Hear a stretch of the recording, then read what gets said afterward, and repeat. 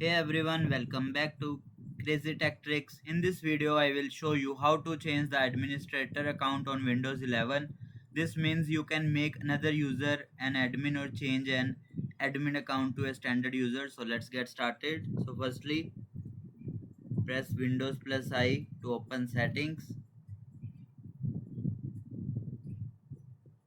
Now on the left side, click accounts. Now scroll down till last, and here you will see other users. Click on other users. Now select the user account. Here you will see the user account added to your PC. You can select it. Now click on change account type. Now open the drop down menu and select administrator.